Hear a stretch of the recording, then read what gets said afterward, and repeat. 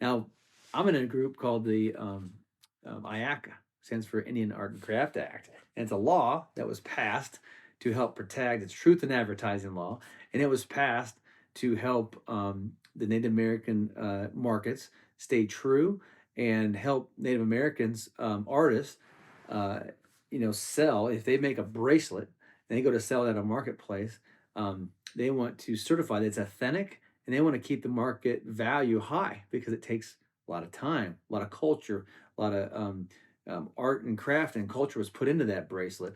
And we help protect that market. The way we do that is what threatens that market is that there's a lot of jewelers and a lot of wholesalers, and a lot of retailers that instead of paying top dollar for the real authentic Native American jewelry or craft or artifact or art, they'll go out and they will procure um, Chinese made, Indian made, fake Indian jewelry, bring it back to the US and sell it as authentic. Mm. They'll say it's authentic, but it's not.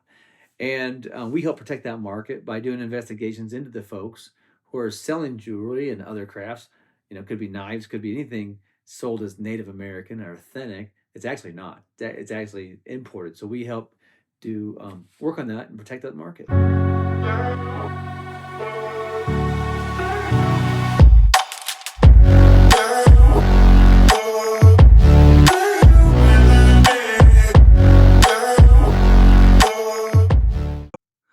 Okay, back for an interview.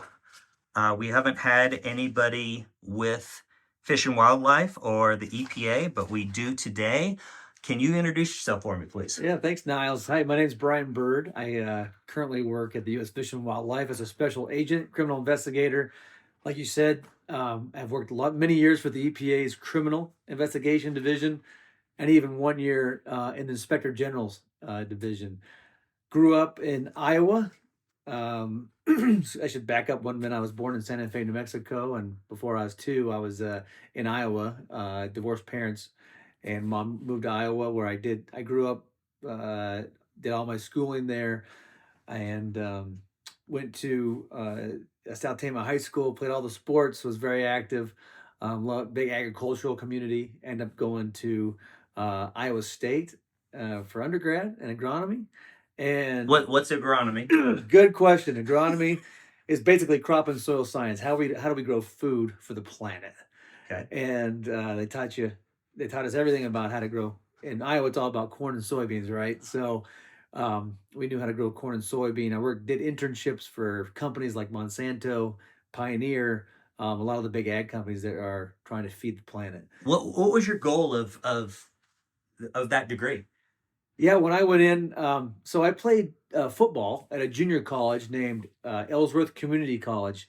Go Panthers for any alumni that are listening. But you know, when you play football, it was in Iowa Falls, Iowa. I had this lab, and I went there. I wanted to still play football, but I was interested. They had a biotech program, and back in the day, this is before they, even had all the genetics figured out, and um, they offered a cutting edge junior college program to figure out how to splice genes and to create new crops and to use biotechnology to help enhance our food so it could expand and increase yields and could start, work on problems like starvation and feeding the whole planet. So I could go right in and learn this thing at a junior college, play football. And here's the key: why to go to Iowa State and go into agronomy? All the credits transferred.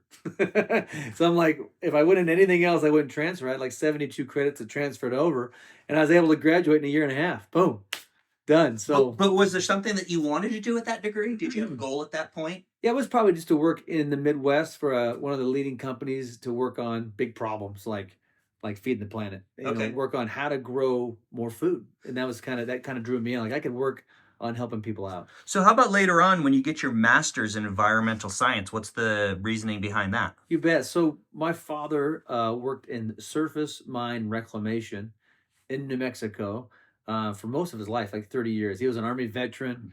Also worked for the state. Had about 3 or 4 retirements. He never stopped working. And one of those big passions was to go into big surface mines like in Gallup and other areas of New Mexico, and there'd be a lot of damage from the mining activity. And he'd be in charge for the state side of going in and organizing how are we going to reclaim this land and make it so it's usable again, it's not polluting, and reclaiming it back to its natural vegetation state for ecology and have a healthy environment so people can use it and have a beautiful landscape. So he got into that, and I saw the power of reclamation in the environment. So that interested me. I said, I started studying environmental science a little bit and was able to get a scholarship to go back to grad school to go into a program really that was going to allow me to travel to Romania. And long story made short is that they said, "Hey, we don't know what you want to do in your thesis yet. We can study water and leaching and acid rain, or you could touch an environmental issue, polluted fish." That time in Iowa, we had a big problem with the herbicide atrazine was leaching into the waterways and polluting a lot of the shallow water lakes and streams. And they'd say you could work on that, or you go to Romania. I go, for how long? 5 weeks. I'm like, I'm in. What am I going to do? We'll tell you that later. No. But we had cryptos. We had a professor who had done a broad study on exposure to cryptosporidium and Gerardia to kids. And he's found, for the listeners, cryptosporidium and Giardia are bacterium that can cause GI issues and cause people to get sick if they're exposed. Usually they can drink like uh, water that's been polluted with beavers, beaver poop and scat and of all kinds of animals, and it can cause this this bacteria that you can drink, and it causes you to get real skinny real fast. In case any of you have had Gerardia or cryptosporidium, exposure, it because you lose about 50 pounds in your recovery. So I got to go to Romania and work on this science issue. I got to travel around with interpreters. This is in 2001, so 1999. The wall fell and communism was kind of fading away, but Romania was still a pretty government central run country. It just didn't happen to turn free overnight because the wall came down in Germany, and so we had to learn to work with the government over there to bring in equipment and science. And I remember going over there and we had to go around and sample 70 wells to see if they're contaminated with cryptosporidium or Giardia as part of the study. And I remember walking in the lab thinking, wow, this is where we're going to set up. And all these lab technicians were sitting there lighting up smokes, and the whole place was full of smoking nurses and doctors and PhDs and smoky. And I'm like, oh, this is a little different than the U.S. lab situation. How are we going to do this? And they turned out to be a wonderful, wonderful crew of Romanians, and we got to know each other over 5 weeks, studying the water and trying to improve it.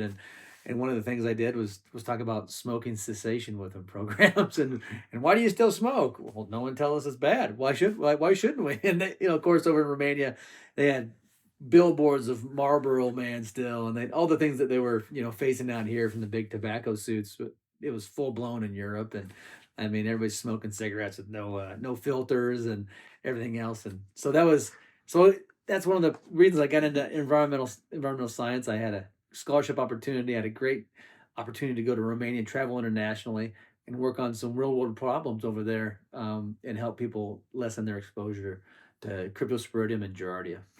So before we start talking about your law enforcement career, we talked about this before we began recording. Give me a little bit about a background about your heritage. Sure. Grew up mom's side Danish, English, but my father's side, he had a lot of relations in a place called Ada, Oklahoma. And Ada, Oklahoma is very tied to the Chickasaw Nation. And if you study some history, you'll know that the Chickasaw people and the Choctaws and some other tribes were kind of forced onto the Trail of Tears and came from Mississippi and ended up on a reservation, ended up with land in Oklahoma that no one wanted. And a lot of my, I guess it'd be my great, great, great uncle was a guy named Benjamin Byrd, and he was brothers with a guy named William Byrd, who happened to end up being the governor at one time of the Chickasaw Nation and helped them to remain sovereign during the Oklahoma Sooner run and when states' rights and when the states were kind of forming.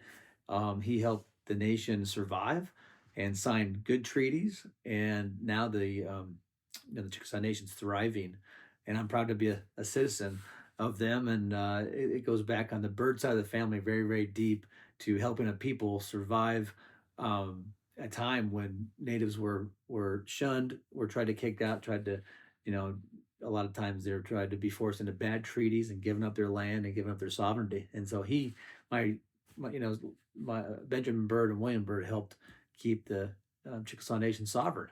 Interesting. Yeah. Was there anything growing? Was there anything that happened to you growing up that led you into law enforcement? I think, being around, nothing's nothing that stands out. There wasn't a violent crime against my family. There wasn't a huge trauma per se. Sometimes that happens and people get motivated. But I think just a sense of overall helping people out, and I saw an opportunity open up where I could mix the science of environmental and my grad school and agronomy, and I could use that science and apply it to help enforce environmental laws at the EPA and with U.S. Fish and Wildlife, and use that science background to help make cases to keep our environment clean and to help protect endangered species, such as with the U.S. Fish and Wildlife. So that's kind of where it came together. So in the early 2000s, you began with the EPA. Give the audience an idea of what does EPA do? What does a special agent with EPA do? Do you guys carry guns? Explain what you guys do. You bet.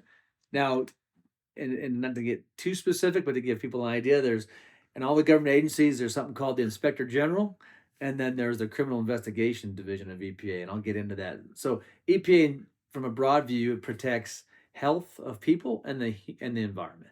So we want to create an environment that's clean, and that it also, obviously is going to benefit people by they can breathe clean air, they can drink clean water, and they can stay clear from hazardous waste and things that are toxins and pollutants in a big sense.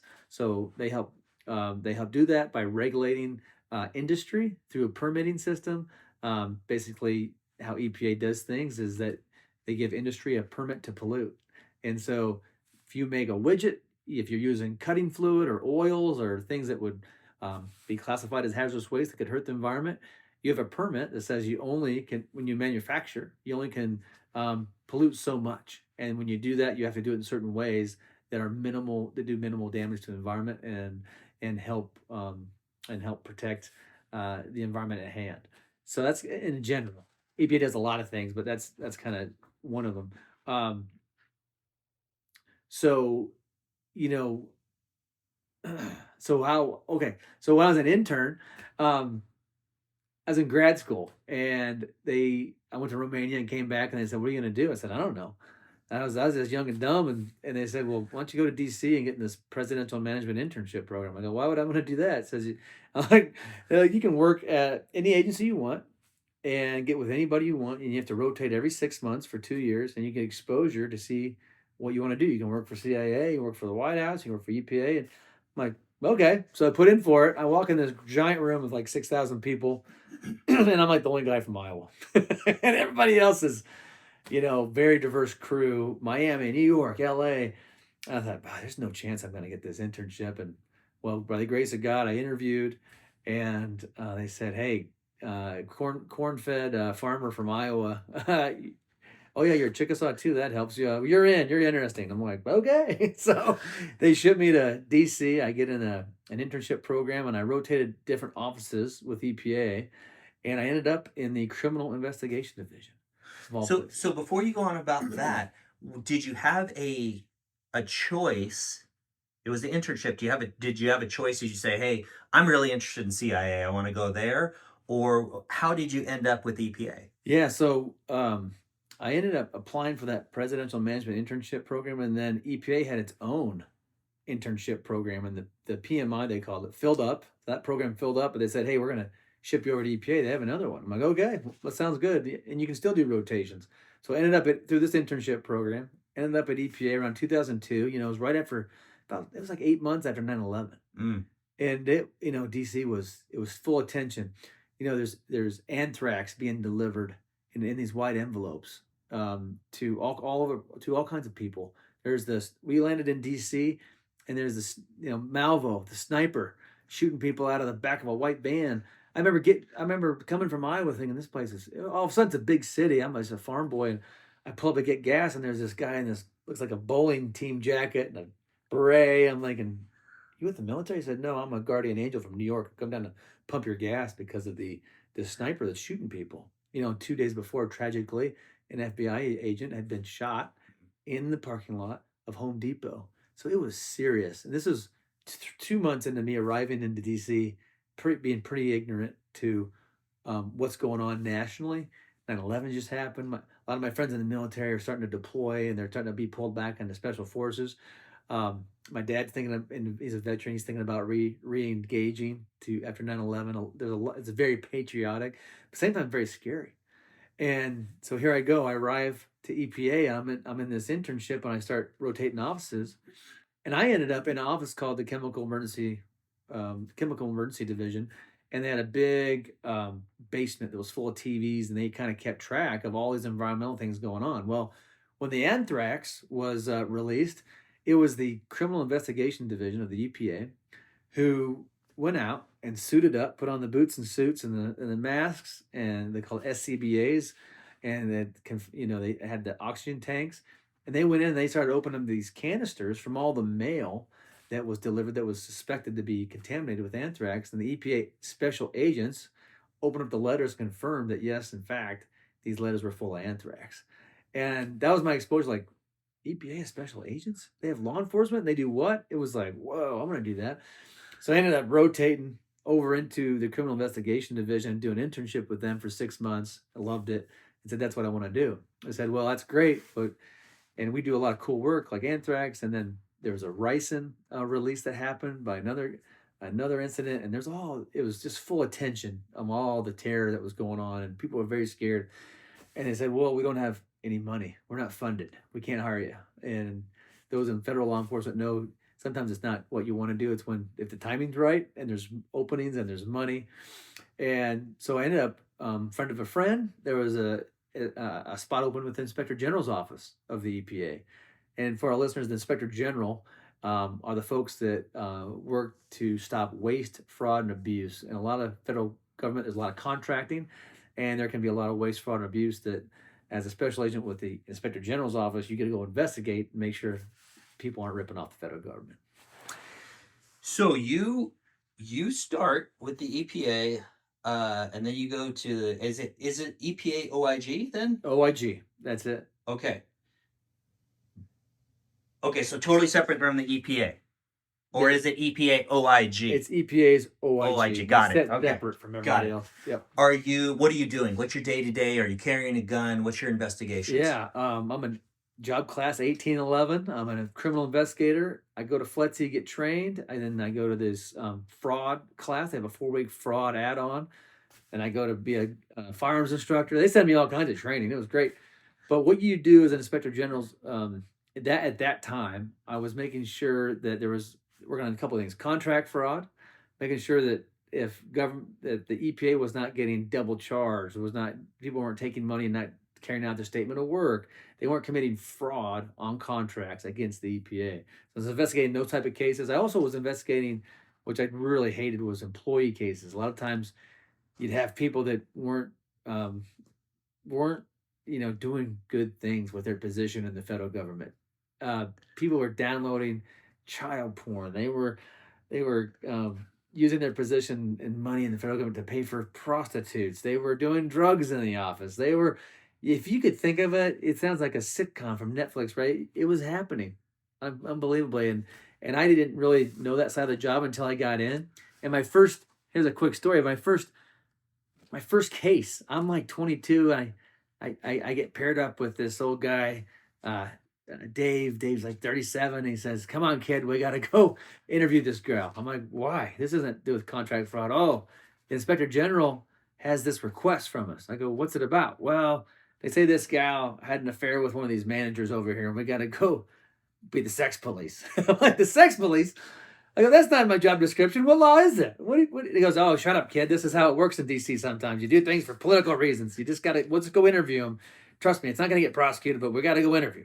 I'm like, okay.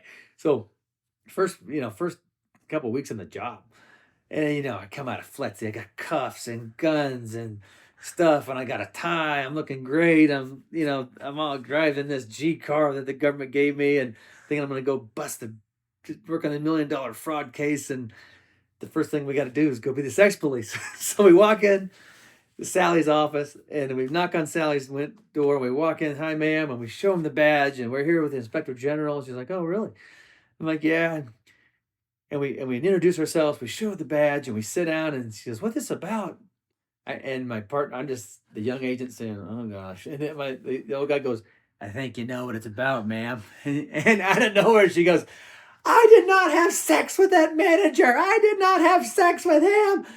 And I'm just looking around like, "Oh, okay." Oh, he's like, "Kid, take some notes." Okay, you did not have sex with that manager. Anyway, my partner goes on to interview this lady for this alleged affair. And as part of the IG, we did this couple interviews and make sure she wasn't breaking any rules. And she got a letter saying, be careful. And nothing happened, and no prosecutions happened. And it really came down to bad management in that day. And for 11 months after that, I thought this might not be the best fit for me. We love meaningful work as criminal investigators. Everybody's looking for a great case to make a difference. And the inspector general at that time, there were great cases, but I just was not assigned too many of them at that point in time. And that quickly, after a year later, I used my connections and my internships with the criminal division and transferred to that place. Okay, so before we go on, I have a question that I've always wondered about, because your work on OIG, as you just alluded to, and certainly as I saw through my career, there are people that need to be fired. It takes an act of God to get fired. So, can you give me just a little bit of maybe your impression, your own opinion, as far as, like, for example, you said, hey, we had people that were doing drugs. I mean, clearly fireable offenses. How often did you actually see people fired, and how long did it really take to get a person Oh, fired? that's a great question. I only worked there a year, but I worked for federal government for many more than that, obviously. And yeah, you do see really interesting situations which you think someone's going to get fired, and it's they say it's an act of God for it Yeah. to actually happen. Usually a physical assault or an abuse will get someone fired, but beyond that, people are given a lot of chances. It was we saw it over and over again. I remember a guy that was just downloading. It was a GS-15, which is pretty high in the federal government, SAC level, special agent charge level, who was using his computer to download child porn, and they didn't have good proof. And this is back in the day where they didn't have a specialized unit to collect the evidence. They weren't that as great as they are now at investigating those type of cases. And for whatever reason, they just could not find the evidence quick enough to get this guy removed as fast as we all thought he should have been. So he was around for 2 more years to let the due process go through to remove him. Eventually got removed, but they can take a long time. Yeah. Okay, so that I just Yeah. that's a question I always wondered. So, okay, so you go to the criminal investigation division. What are you investigating? What are your day to days over there? Great question. So, as a criminal investigator with EPA, it's only about 100 to 150 agents nationwide. They're actively working cases. Nationwide? Nationwide. Whoa, because I had Darren, Postal Service inspector, in here, and I thought his was kind of really selective. If you only have 150 nationwide, I mean, that's really, really selective, I guess. Very selective, very nichey, small budgets. The managers work very hard to stretch a dollar to get the agents the guns they need, the cars they can drive, and the resources to carry out their job in an effective way. The big three, the FBI, DEA, and ATF, big budgets, lots of equipment, lots of specific mission. EPA, not so much. And so we were a small law enforcement agency and a big civilian organism. And so it's a lot of survival. It's a lot of fighting for budgets to get agents what they need. And so, yeah, day to day, we would uphold and investigate federal criminal environmental law, such things as the Clean Water Act. The Clean Water Act was put in place to regulate industry and others to not pollute, to limit and to put a regulatory scheme together to stop the pollution from industry going into waters in the United States, rivers, streams, lakes, all that people recreate in. They use as drinking water. They reuse as sources of recreation, And so that's one aspect of the law. Another a law we reinforce would be the Clean Air Act.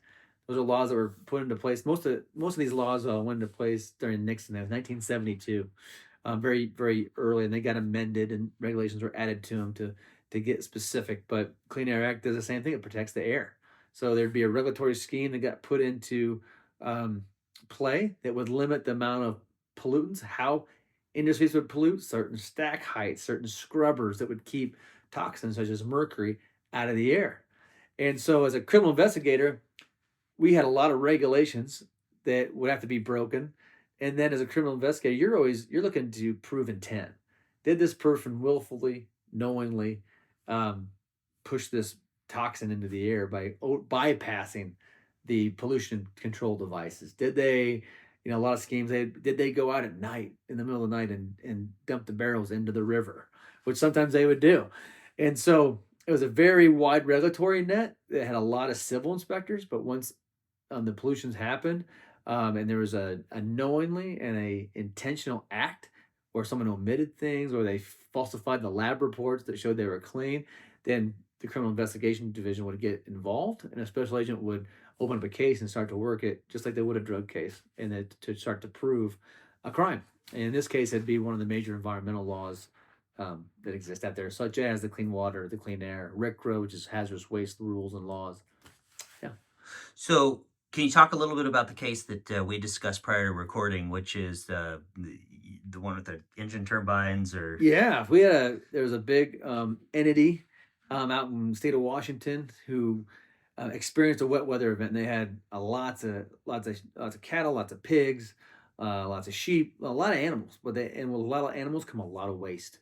And in a wet weather event, there's these big berms, and you have a lot of waste containment areas that have to hold the waste. And what one of the young hired hands decided to do, instead of, a lot of times they'd have to pay to truck off the waste to dispose of it correctly.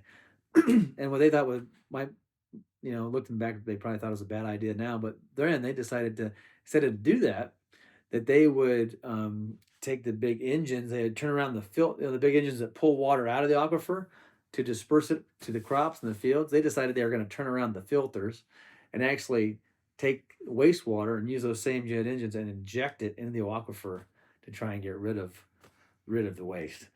So that was a pretty nasty one that we worked on, and people were having shit showers, and it ended up getting into people's drinking water. It was awful, and we had to investigate that and end up prosecuting a couple of the hired hands that decided to turn those filters around. So we're going to jump around a little bit. At some point during your career, you take a little break in the middle. You're working for the federal government, and then you decide you're going to go and work for some private agencies, private companies. Why? What's the thought process there? Yeah, good question. I got a lot of EPA was good to work for. They had a lot of chances to move up if you wanted to. I wasn't interested in management, and when you get in the system, you figure that, I'm going to climb the chain and be the guy in charge, and you figure out real quickly that you go from doing investigations, as we call the GS-13 journeyman level investigator, right? Everybody wants to be a GS-13. It's kind of the best job in federal law enforcement, in case you're wondering. But as you go up the chain, all of a sudden, instead of being responsible for investigating crime, you're responsible for making sure the timesheets are filled out.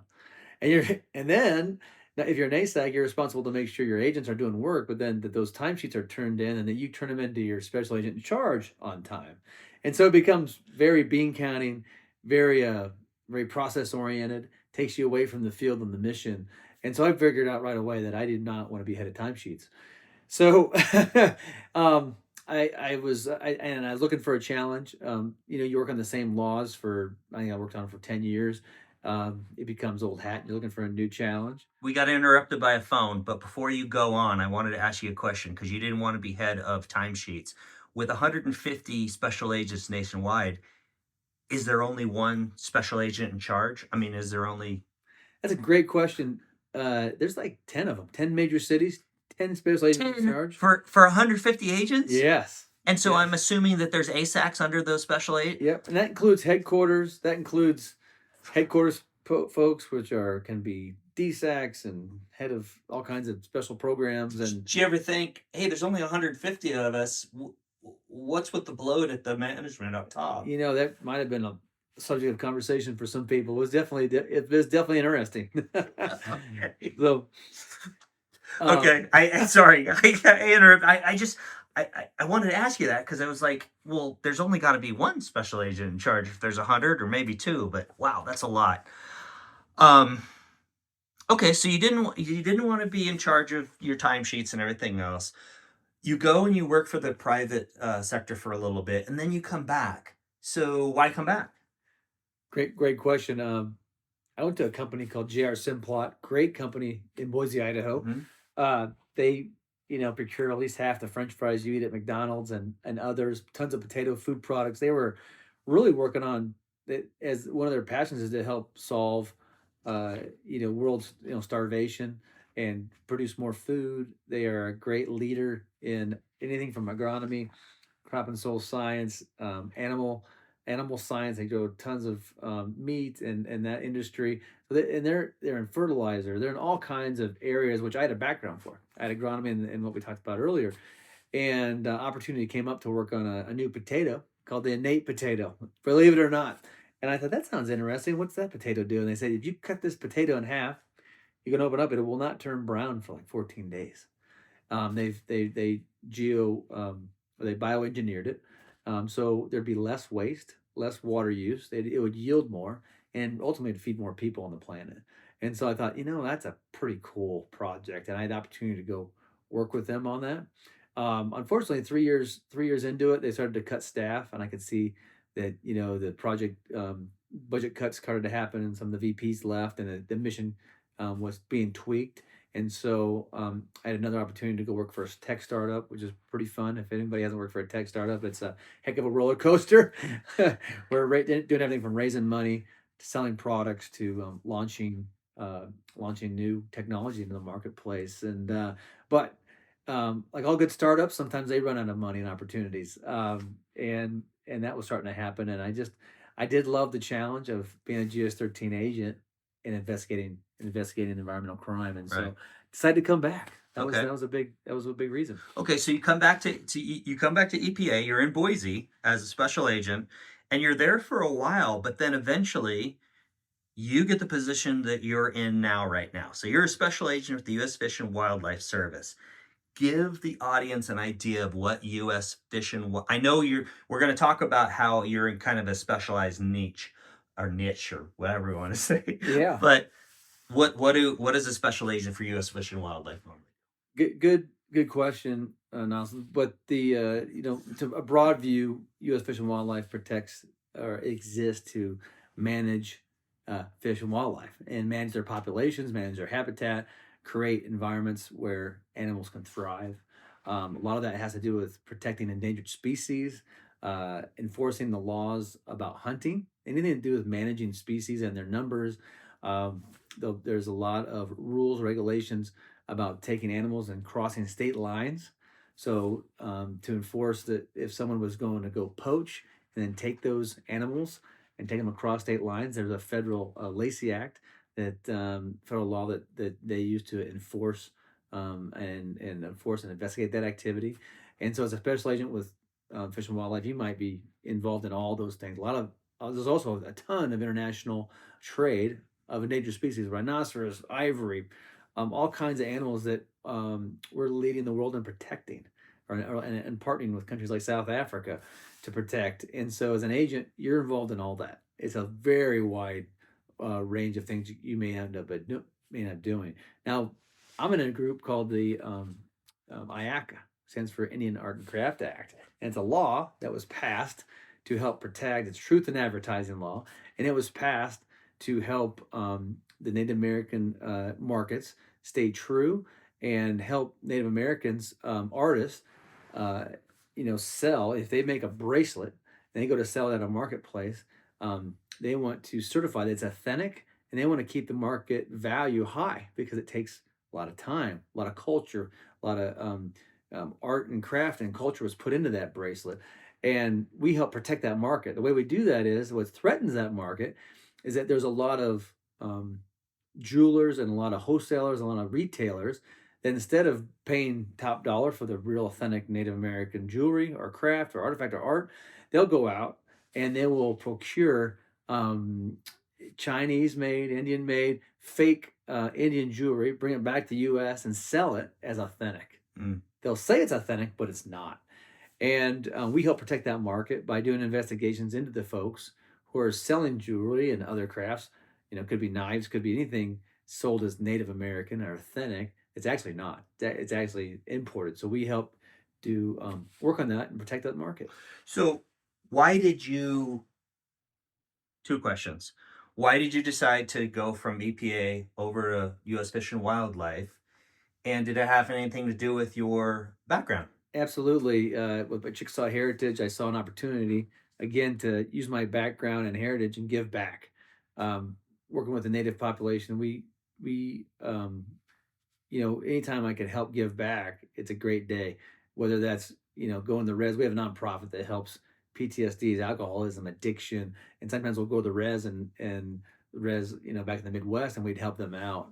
I ended up we fortified relationships back in the day when I went to high school in near Tama, Iowa, near the Meskwaki tribe. Some of my friends are teachers there now, and I always helped give back to folks that would be problematic, that would carry addictions, that would carry problems like that. And so, what piqued my interest was, wait a minute, I can come use my investigator skills, and I can help protect markets of native artists. I thought, what a great area to combine my skill sets and experience and give back. And so that was the reason for the change. I should have asked you this when you were talking about why you got in law enforcement in general, but you did kind of allude to this. Was part of the reason just you like the investigation? Yeah, solving problems.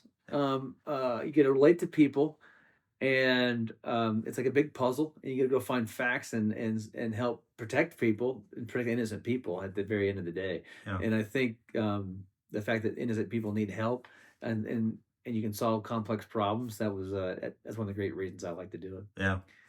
Okay, so let's talk a little bit. I just, super. I really like that it kind of got back to your heritage, and that's what you got into. And so, how long have you been doing that for? Just under a year. Yeah, so you Yeah, just started, right? just started. Yeah. Um, how big is the problem? Wow, that's a great question. You know, that answer is still being answered, Okay. but it's big enough where our group has expanded and doubled almost every year. Mm, And so we have a great crew of leaders who started this off, and there was like 1 to 2 agents 10 years ago that worked on this, and now we're above 10. So it's over the last 10 years we've totally expanded and gotten bigger. And um, anytime there's lots of money to be made, it's a big problem. And so, there's millions of dollars of fraud going on. There's lots of an influx from the markets from fake Indian jewelry, artifacts, knives, etc., that come in, and people want to think they can pay really cheap, nothing for them, and that creates opportunity for scammers to get in there and say, you really want to pay $200 for this native knife when I can sell this one to you for 40. yeah. And so if something too seems too good to be true, usually it is. I mean, and maybe there's not a way to quantify this because you guys are fairly new. Is it a multi-million-dollar problem? Is it? I mean, what? Yeah, I would estimate yes on Okay. that multi-million-dollar problem for Okay. sure.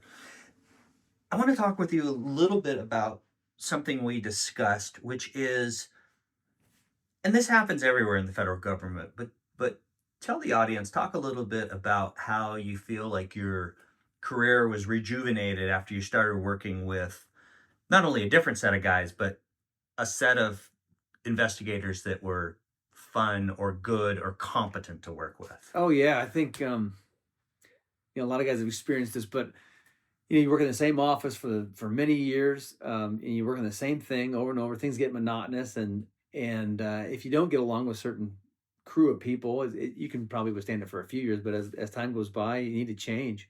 And one of the great reasons why I changed was the people I get to work with. Um, Great attitudes, similar interests. Not only want to work hard, but want to have fun. And it helps when you're in the season of life as well. A lot of the season of life we're in is kids are all 14, 15, they're older, they're getting ready to go into college, and everybody's starting to think about retirement if they're not close. So all of us are, we all are probably within 3, 4 years of retiring. And so our goals are similar, but, working with good people in general goes a long way. People don't talk about that enough in law enforcement. I was telling you earlier, I could probably do about any assignment if I had a good partner to work it with. Because you're up late, you're doing surveillance, if you're working snitches or whatever, you're answering phone calls, you're doing hard work, and if you add on to that a bad partner, the stress goes through the roof. If you had a good partner, you can do anything. Yeah. And remember, one of the mottos out there is "Don't go alone." Well, I think don't go alone and go with a good partner Yeah. because a bad one can make everybody's life miserable. So that was one of the great reasons of the switch as well, is working with new people with similar interests with great attitudes. Okay, good. You got a couple I'm just going to call them side hobbies Yeah, that you do. But talk a little bit about the Wild Courage yeah. Foundation you got About three going. and a half years ago, middle of COVID, everybody's disconnected. People can't go to church anymore. Their businesses are closing down. People are pretty isolated. The incidents of suicide, depression, PTSD, everything is getting diagnosed to the roof. We saw a need, and the need was uh, dudes aren't getting together anymore and relate. They're not. There's no brotherhoods. People are isolated. Where do guys go to have their real story be heard? And where do you go to hear someone's real story? Everybody's standing behind Zoom calls and acting like they're okay, but they weren't. And we saw not only in the law enforcement. This is just for law enforcement. Me and a few guys would attend a couple Christian churches here in the valley, and we weren't attending. I'm like, man, I miss my buddies. Where's my guys I can go to when times are good and times are bad? Where are these guys? And we decided to jump in a barn, an insulated barn with some propane heaters in 2020, April 2020. And we decided to meet in there and gather around and give a safe place for folks to share their story. And when I say share their story, I mean, we have guys in there that not just law enforcement, not just law. We have a lot of military guys. We have a lot of cowboys. We have road construction. We have business owners. We have a good swath of the community, especially men that weren't talking about not just their feelings, but we're talking about life. And we were starting to see guys in our communities come down with severe cases of PTSD, guys coming back from deployment, guys on the road, law enforcement not being able to even work with their partner without having a mask on, can't see their face anymore, and they're coming down with depression. They're coming down with mental health issues that were skyrocketing, and we want to do something about it. So we gather around a propane fire in a barn in the winter, outside in the summer, and we give a safe place. A lot of us have a lot of miles and mental health, are trained in mental health and how to process people's stories and start to give hope for the hopeless man. That's our tagline. And we do that by giving a safe place for a guy to come in and share his story. Hey, I'm dealing with this. I'm feeling like shit because I haven't been there for my wife. I've been on the road for 8 months. I've been deployed. I've been working too hard. I come back. My house is a mess. Maybe my wife, I decided to have an affair, or I've decided to drink too much alcohol. Tried to go to the addiction. Try to treat my mental pain with some substance rather than choose a healthy way or another way to find some help. So we provided a way for guys to share those stories around a fire and be good listeners and provide a space just for folks to show up and be seen. And it's amazing. Guys started to share their story. And they started to come and invite their other buddy. And then their other buddy's coming back from Iraq, or their other buddy's got off patrol for the first time in 20 years, or the other guy who's burnt out. And that's just spread to really create a safe place where guys can get stuff off their chest. And then what was happening was in a great exchange. One person would talk about, hey, I feel like crap, and this is why. The poser, you get around a bunch of law enforcement guys, everybody's great, everybody's macho, they're flexing, call it the poser. But behind the scenes, they got problems too. Life, sometimes big problems, sometimes addictions, sometimes things that people want to hide. And what we found around the fire was people were talking enough about these things that when one guy would share something, hey, I'm drinking too much beer. I'm just pissed. Hey, me too. Guy across the fire could relate. And you start getting guys talking about things when they don't normally want to talk about. They start to find hope because another guy across the fire says, "You know what? I drank too much 3 years ago too. this is what happened to me. This is how I found healing. Let's exchange numbers. I think I can help you out. And organically, we started to form a community of guys who had those problems, had been there, but found the healing journey. A lot of, we're a Christian organization, and we do a lot of things through churches on the healing side. And they started to offer hope. They started, hey, come here. Here's my number. Let's go meet for coffee. I'm going to tell you what happened to me. A lot of times it'd be, hey, I lost my wife because I drank too much beer and didn't get help. Let me help you find help. Let me find you, hey, I got a vet. They can really talk to you. He's been through 4 tours and he's found his help through PTSD. Let's get together. Okay. Guys have started to come together and form community in ways that facilitate healing. And that's been pretty cool. A couple questions. What's the organization called? Wild Courage. Wild Courage. How would somebody get a hold of you? Wildcourage.life, or I got an email I check when I'm not working called Bryan at the wildcourage.life. Okay. And we can get a hold of us. And if you go to that website, there's events, and we have fires like a couple times a month, and it gives the schedule. And we also do retreats, and there's a podcast. So, what's the podcast called? The Wild Courage. The Wild Courage. Where can that be found? Podbean, so Apple, Spotify, okay. Anywhere where there's a host of a podcast, it'll be on there. My buddy Jeremy Morris leads it. He's a former cowboy wrangler. Used to work in Jackson and work for he's a wrangler. Used to work for some of the wealthiest families in Jackson, and has a healing story that will touch anybody that listens. And he interviews folks who have been through hell and come back and have found hope. Do you have a goal for this group? Yeah, the goal is to, it's interesting. We just set our 2024 goals, and the goal, what we found as this organic community is built, the podcast has been downloaded, 24,000 times in 74 countries. It's going like wildfire, and we're getting a lot of calls about guys about, hey, I had courage enough to share around a fire. What do I do next? And so we're doing a couple of things. One, we're expanding the number of fires. We train people to have a fire. We have like 25 of them that spread to different states. We've partnered with groups that are helping guys start a fire and have those brave conversations. So that's one, is expand those fires. Number two is we're getting guys connected with the right counselors. If they're military and we have a great guy who does PTSD stuff, we connect them. If there's a guy who's a cowboy and we have a coach over here who is a broken cowboy who was on the bull riding circuit for years and hit bottom and found God and found healing, we're connecting those guys. So we connect people with like problems with folks that have healed and found hope. And so we have a cadre of counselors that we are directing people to. And what we're doing this year as a nonprofit, we're going to sponsor at least 30 guys is our goal. They pay and we pay half, they pay half, or that we do a share on the cost of counseling/coaching. So if they have a problem and they want to get help, we can help them find the right person, and we can offset costs. Because we also found that guys good coaching and counseling, you're looking at 125 to 200, even more an hour to find the right people. A lot of times guys don't have insurance. And so we're going to offset those costs and hopefully partner with at least 30 guys to do that, because we're finding the men who we have sponsored with, and they do put skin in the game and they do work on that healing journey. There's marriages saved. There's addictions that are being beat. There's kids that are trying to see their dads again. And the people in the family that matter the most are being effective, and seeing, a healed dad produces healed kids.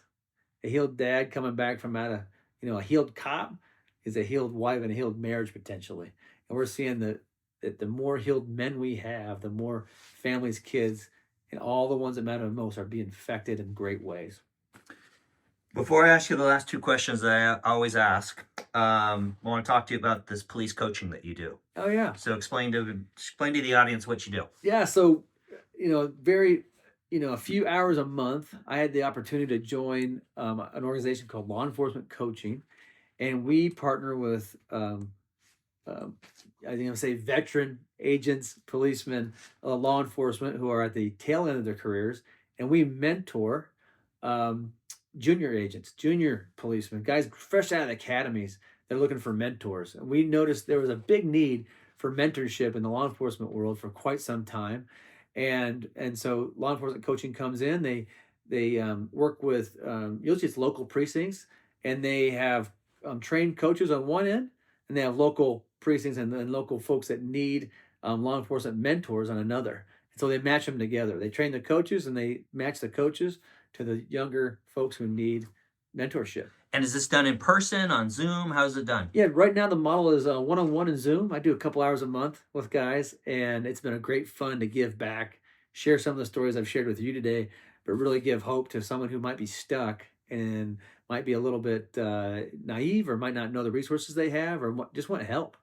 And so it's been a great joy to meet one-on-one through once a month, and we help them get on a journey to a lot of times it's accomplishing goals if it's fitness, but sometimes it's man, I had a crazy incident, an accident, some PTSD.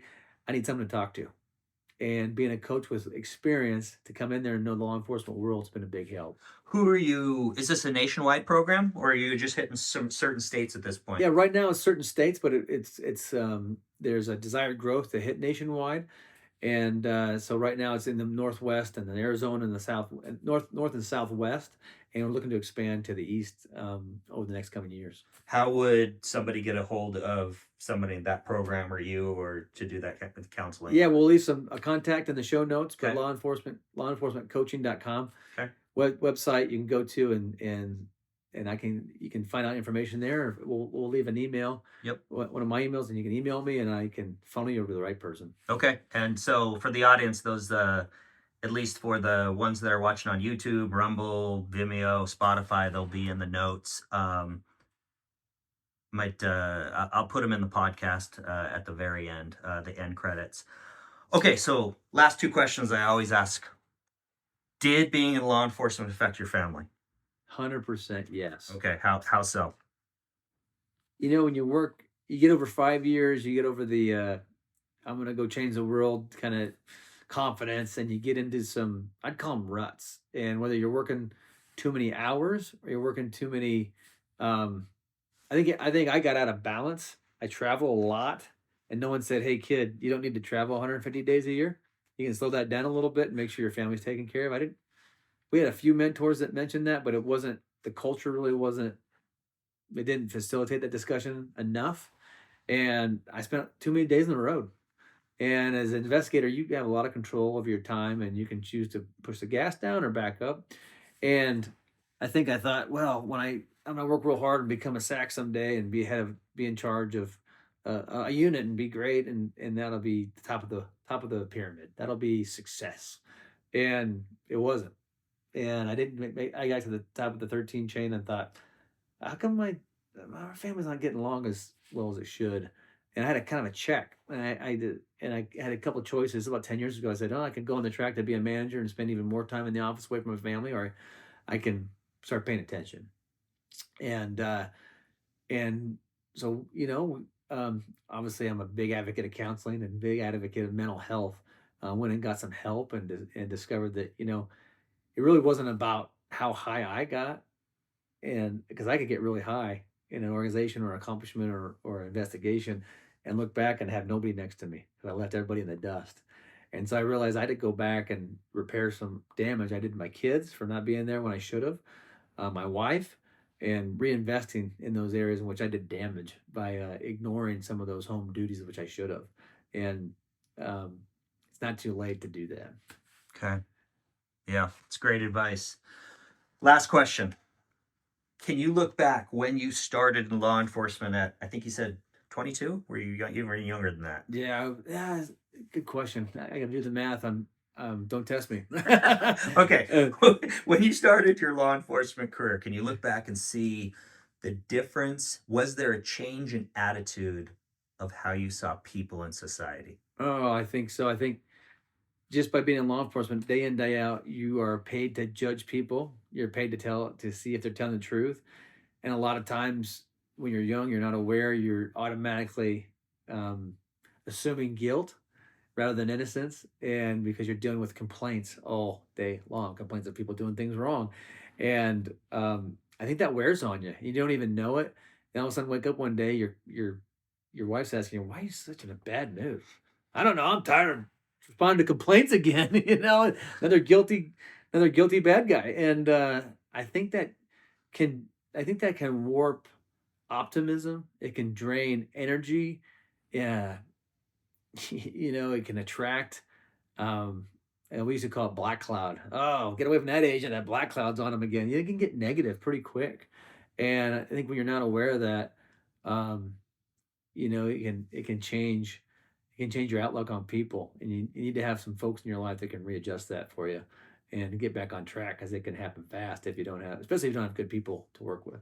Yeah. So did you find, I mean, is it fair to say that maybe you started off, and maybe you haven't changed at all, but maybe you started off as kind of an optimistic person and you've become more of a pessimistic person, or because you deal with all this counseling and you know how to get your help and everything else, you've kind of dialed back into the point where you're like, no, I am an optimistic person and I can stick that way. Yeah, I've always been a highly optimistic person. I think as the years went by, not law enforcement, that kind of waned and that kind of that kind of went down. But yeah, you're right. When you become aware of an issue, especially with mental health and PTSD, and working and just working on problem people all the time, and that how that can grind on you and your attitude. I think when you become aware, you can do things to counteract that. And since I have been in that counseling world and have received coaching, that's helped me kind of rebound and come back. And I think I'm way more optimistic now than I was 5 years ago, and hope to continue to keep that trend going. It's important. Bryan, thank you very much for the interview. Thank you very much, Niles. It's been a pleasure. Appreciate it. Okay.